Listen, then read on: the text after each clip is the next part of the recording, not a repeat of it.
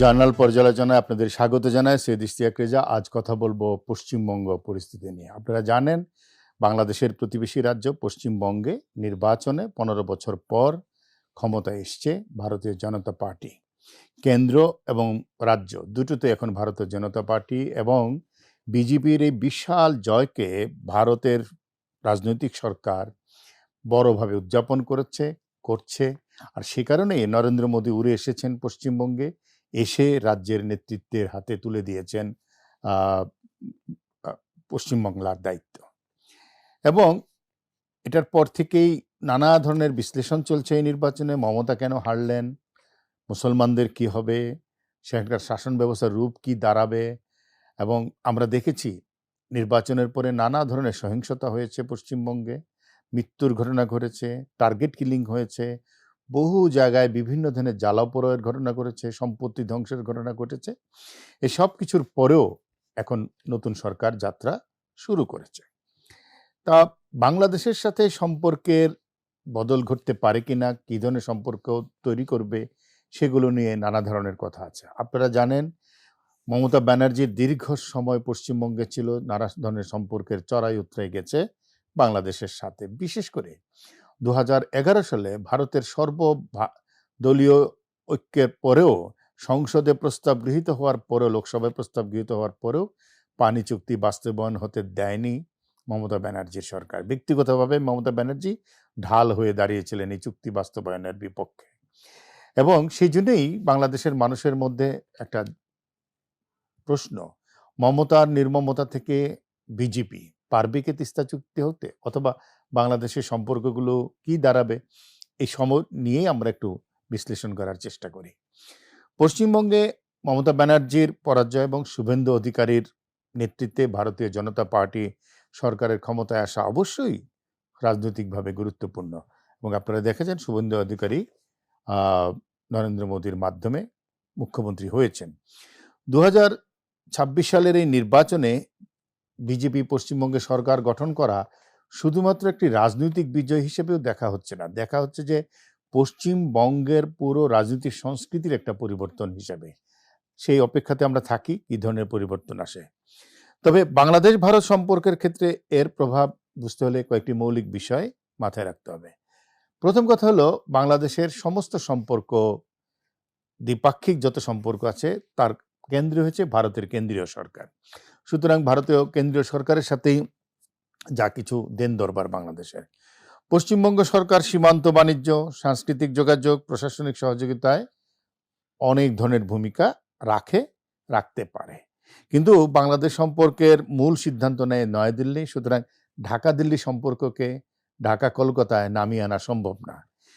বিশেষ করে ভারতের প্রধানমন্ত্রী, ভারতের পররাষ্ট্র মন্ত্রণালয়, কেন্দ্রীয় নিরাপত্তা কাঠামো, তাদের মাধ্যমে এই সম্পর্ক নির্ধারিত হয়। কিন্তু তাহলে পরিবর্তন কোথায় আসতে পারে পশ্চিমবঙ্গে দলবদলের ঘটনায়? রাজনৈতিক ভাষা এবং জনমত, এই দুই জায়গায় আমরা মনে করি নতুনত্ব দেখা যেতে পারে।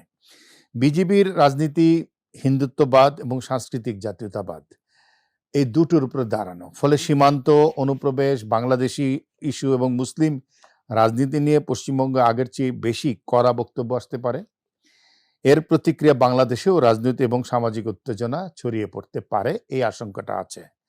তবে অনেকেই বলছেন বিপরীতটাও ঘটতে পারে। বিশেষ করে বিরোধী দলের বিজেপি আর ক্ষমতার বিজেপি আলাদা রূপ হয়তো আমরা দেখতে পাবো। মুসলমানদের প্রতি তারা অনেক বেশি সংবেদনশীল হবে, অনেক বেশি সাংস্কৃতিক বিনিময় করতে চাইবে বাংলাদেশের সাথে, এবং অহিংস আচরণ হয়তো আমরা দেখতে পাবো আগামী দিনগুলোতে ক্ষমতাকে চিরস্থায়ী করতে অথবা দীর্ঘায়িত করতে। এবং বাংলাদেশের সাথে সম্পর্ক উন্নয়নে, কারণ বিশাল যে সীমান্ত আছে, সেখানে বাণিজ্য আছে, মানুষের যোগাযোগ আছে, এগুলো পুনরুদ্ধারের ক্ষেত্রে হয়তো বিজেপি ভূমিকা রাখতে পারে। সীমান্ত প্রশাসন, কেন্দ্র এবং রাজ্যে একই ধরনের সরকার থাকায় ব্যবস্থাপনা এ সমস্ত ক্ষেত্রে উন্নতি ঘটবে, এতে কোনো সন্দেহ নেই। অবৈধ অনুপ্রবেশ বিরোধী অভিযান, এনআরসি জাতীয় আলোচনা এবং নিরাপত্তা সহযোগিতা আরও সমন্বিত হবে রাজ্য এবং কেন্দ্রের মধ্যে। তবে এর অর্থ এই নয় যে ভারত হঠাৎ করে লাখ লাখ মানুষকে বাংলাদেশে পাঠিয়ে দেবে। লাখ লাখ মানুষকে বাংলাদেশে পাঠিয়ে দেওয়ার মতন পরিস্থিতি তৈরি হবে বলে অনেকেই মনে করছেন না। এই ধরনের আশঙ্কা বাস্তব নয়, বরং রাজনৈতিকভাবে প্রচারণাতেই বেশি সীমাবদ্ধ থাকবে।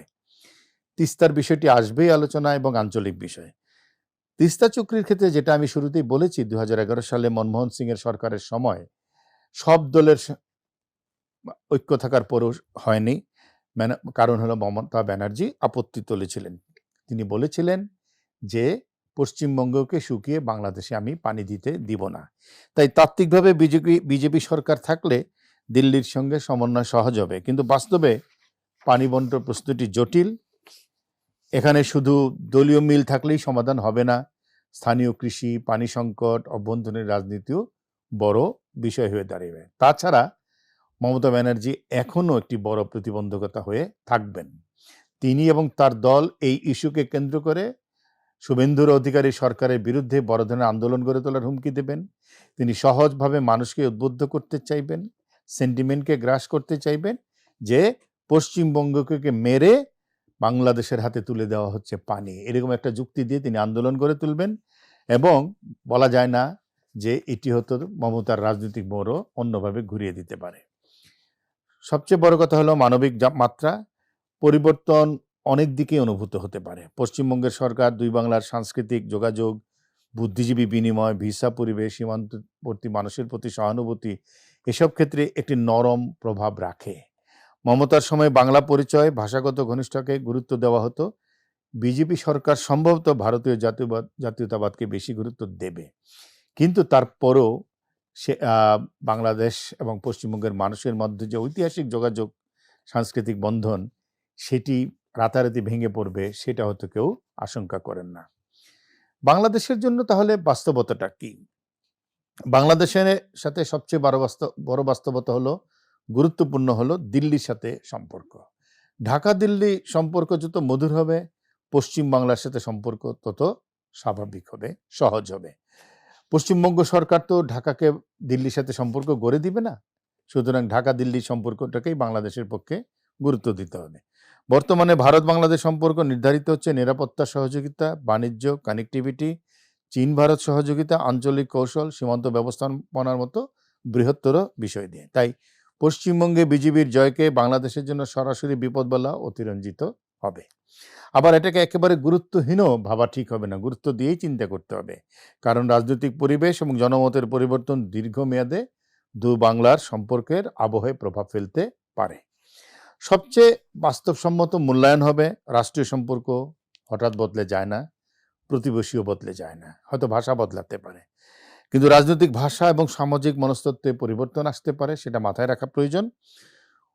দুই দেশের রাজনৈতিক নেতৃত্ব, ঢাকা, দিল্লি এবং একই সাথে পশ্চিমবঙ্গের রাজনীতি, বাংলাদেশের রাজনীতিবিদ যারা আছেন, রাজনৈতিক সংগঠক আছেন, তাদের প্রত্যেকের উচিত উত্তেজনাকে প্রশমিত করে গুরুত্বপূর্ণ সম্পর্ক বজায় রাখা, এবং সেটাই দেবে প্রতিক্রিয়া। উত্তেজনার কারণেই কিন্তু দেখা যায় পরিস্থিতি খারাপ হয়।